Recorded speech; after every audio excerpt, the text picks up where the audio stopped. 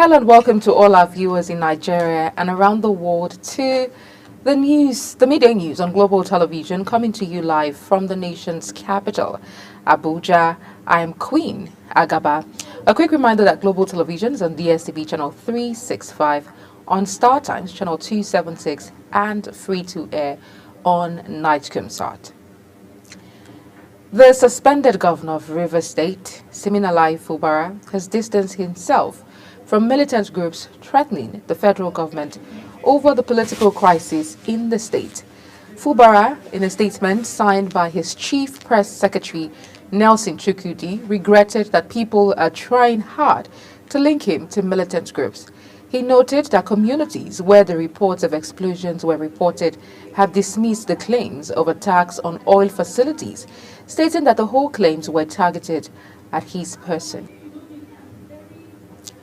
Ahead of the 2027 general election, the recently formed broad-based coalition of opposition leaders says it is on the verge of reaching a final consensus on its structure and modus operandi.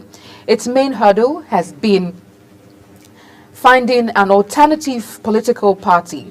The coalition noted that while some individuals are raising the issue of zoning, the matter has not been formally discussed at its meetings. It added that at this stage of negotiations, the main focus is around getting leaders to agree to work together ahead of the upcoming elections. The federal government says it will learn power generation and transmission from Egypt, which it described as a role model in this sector. The government also reaffirmed its commitment to rural development through improved electricity access. Minister of Power Adebayo Adelabu disclosed this during a recent meeting in Abuja with the Egyptian ambassador to Nigeria, Mohammed Fuad. The Federal Airport Authority of Nigeria says it has temporarily shut the Samuel Ladoke Akintola Airport, Ibadan, Oyo State, to facilitate extensive upgrade works to enhance infrastructure and operational standards. FAN, in a statement signed by its Director of Public Affairs and Consumer Protection, Obiageli Ora, stated that the federal government had approved the closure, which became necessary to enable the execution of critical improvement at the airport. The Nigerian Airspace Management Agency has consequently closed the runway and suspended airport operations by the International Civil Aviation Organization's regulations. The upgrade was part of the state government's move to transform the aerodrome into an international status. The governor of Jigawa State, Umar Namadi, has expressed disappointment over the quality of work on the 10.8 billion naira gully erosion control project in Kago, Dutse local government area of the state. During an unscheduled visit, Nnamdi faulted the contractor, Retecha Company Limited, for using substandard materials, warning that his administration would not tolerate poor workmanship. The project, supported by the World Bank, aimed to combat erosion in affected communities including Damasara, Yawawa, and Kago under the agroclimatic resilience in semi-arid landscape. It was supposed to be a typical night commute for many, but it turned into a nightmare for those who witnessed the devastating fire on Otedola Bridge. The inferno, which engulfed a tanker and several vehicles, left a trail of destruction and chaos in its wake. The fire, which started when a gas tanker's brake failed, quickly spread to nearby businesses, including a mechanic workshop, hospital, and several provision and clothing stores. The incident counted 18 vehicles, 10 tricycles, all of which were destroyed in the blaze. The Minister of Solid Minerals Development, Dele Alake, has declared that there will be no hiding place for illegal miners in the country as efforts to strengthen operations of the mining marshals and ensure nationwide coverage are in the offing. Addressing a press conference to mark the one-year anniversary of the Corps, the minister emphasized that the establishment of the mining marshals last year has significantly disrupted unauthorized mining activities and restored investor confidence in the sector. Hosanna Okorafor has details. The Minister of Solid Minerals Development, Dr. Dele Alake, explained that activation of the core is to enforce provisions of the Nigerian Minerals and Mining Act has struck fear into illegal operators, largely curbing their operations and serving as a deterrent. Assessing the impact of the mining marshals over the past 1 year, the minister stated that 2,220 core at inception, which has now been scaled up to 2,670 operatives, have raised awareness of the enforcement capacity of the federal government to combat illegal mining, establishing considerable deterrence among illegal miners, and contributed to substantial increase in revenue generated from the sector. Specifically, on March 21st last year, the solid minerals sector witnessed the implementation of a critical element of our 7-point agenda for domestic consolidation and international competitiveness, and that's the activation of the mining marshals. The core of 2,220 officers that formed the pioneer mining marshals have increased over time by 450. They are now 2,670 as of today.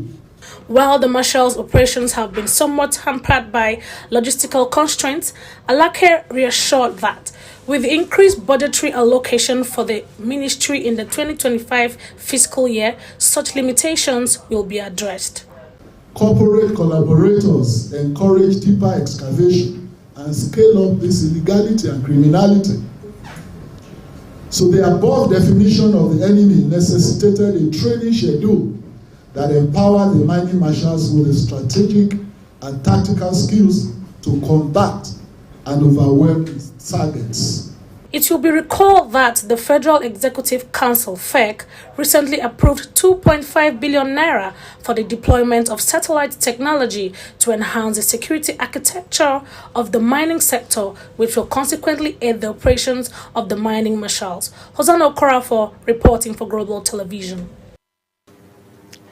The Imo State government has announced key initiatives aimed at enhancing electricity supply, advancing digital innovation, and promoting youth engagement.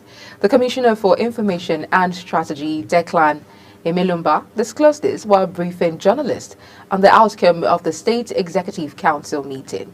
Amarachi Ibe completes the report. Speaking after the Executive Council meeting, chaired by the Imo State Governor Hope Uzodinma, the Commissioner for Information and Strategy, Declan Emelumba, reiterated government's commitment to improving power supply through the Light Up Imo project. He says the initiative is designed to generate, transmit and distribute electricity across the state, with completion expected in the coming months. In the state, they have entered into an agreement for the Rush Electricity Company to generate, transmit and distribute electricity to the 27 local governments in the state. So with that, that is a step further towards ensuring that the Light Up Imo project is a reality. So in the next few months or thereabout, that project will be realized. The Commissioner also announced the approval of Imo Digital City Company Limited, a government-backed initiative aimed at building a vibrant digital ecosystem. He noted that the government will provide land and infrastructure to support technology-driven enterprise and innovation in the state, adding that government has assigned portfolio to 5 newly appointed commissioners to further strengthen governance and administrative efficiency. We also have the agreement between the state government and the Silicon Valley for the establishment of Imo Digital City Company Limited. Also, we have approval of ESCO for the youth marathon stakeholders engagement against insecurity. So, Ministry of Youth will organize the youths in a marathon exercise. The Imo State government reaffirms that it will continue to prioritize infrastructure development, digital transformation, and youth empowerment. From Government House Owerri, Amarachi Ibe, reporting for Global TV News. You're watching the live broadcast of Midday News. When Midday News returns, marketers fear price hike as federal government suspends sale to Dangote. Details coming shortly after the break. Please stay with us.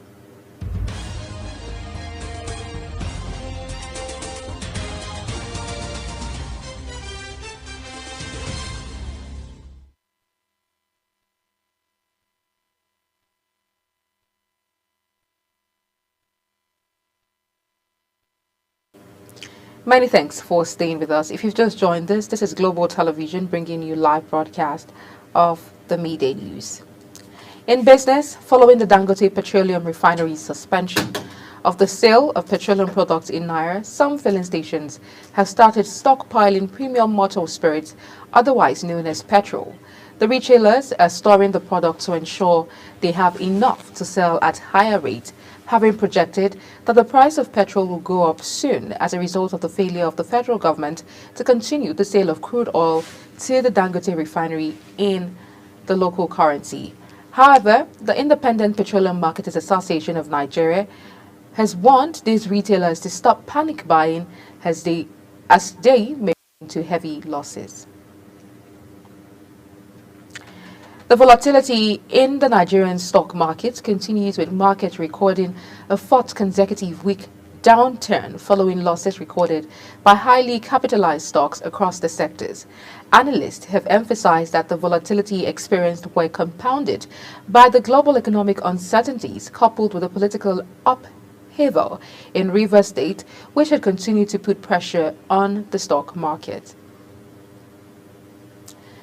The ongoing dispute over the ownership and control of emerging markets telecommunication services, which is the holder and operator of Nine Mobile telecommunication license, has got messier as the Federal High Court sitting in Abuja resumed hearing in the suit.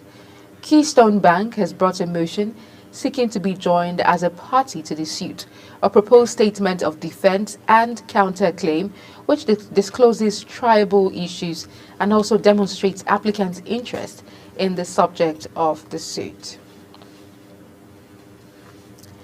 The Independent Petroleum Marketers Association of Nigeria, IPMAN, has urged filling station owners to implement robust fire safety measures to prevent outbreaks and minimize loss of lives and property. Speaking in Enugu, the chairman of IPMAN's Enugu Depot Unit, Chinedu Anyasu, emphasized the importance of fire precautions in the oil and gas sector, particularly in the regions under his jurisdiction. The Enugu Depot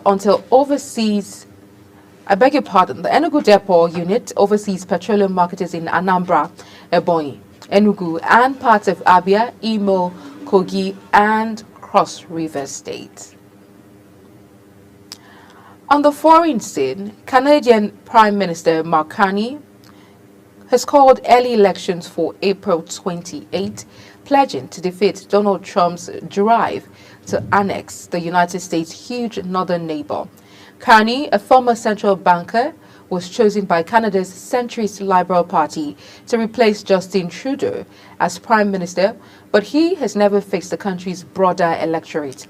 That will now change as Carney brought parliamentary elections forward several months from October. He made it clear that the barrage of trade and sovereignty threats coming from the U.S. president will be the focus of his campaign. Sudan's army has reclaimed the presidential palace in the capital Khartoum in a significant victory over a rampaging militia that controls swaths of the war-torn country. The Sudanese armed forces and the paramilitary rapid support forces have viciously scrambled for territory since fighting broke out between them in April 2023. The conflict has triggered one of the world's worst humanitarian crises and has left more than 28,000 people dead, with 11 million others forced to flee their homes. According to the Armed Conflict Location and Event Data Initiative, the RSF has laid siege to Khartoum and the Sudanese seat of power since the start of the war. The government says its troops had seized control of the presidential palace and will continue its push to retake the capital. A Turkish court has formally placed Istanbul Mayor Ekrem İmamoğlu under arrest pending trial on corruption charges, days after his detention triggered mass protests across the country. The court says Imamoglu, at the least 20 others, were jailed as part of corruption investigation. The court in Istanbul did not press terror charges against the Istanbul mayor. In sports, Raul Jimenez scored twice as Mexico snatched a last gasp 2-1 victory over Panama to win CONCACAF Nations League for the first time. Mexico's win was tinged with controversy, though, with the final halted by match officials in the closing minutes due to homophobic chanting from Mexican fans. La Liga giant Barcelona are reportedly interested in Atlanta winger Ademola Lookman. Lookman, according to Spanish news hub Mundo Deportivo, is a possible option for Hansi Flick's side in the summer transfer window. The Nigerian international will be entering the final year of his Atlanta contract in the summer. The 27-year-old was close to linking up with League One champions Paris Saint-Germain last summer. And that's it on Global Television's Midday News. Kindly follow us across all social media platforms using @GlobalTVNG and other handles now showing on your screen. You can also download the Global TV Nigeria mobile app for Android and iOS devices to keep track of our broadcast. I'm Queen Agaba. Thank you for watching and see you again.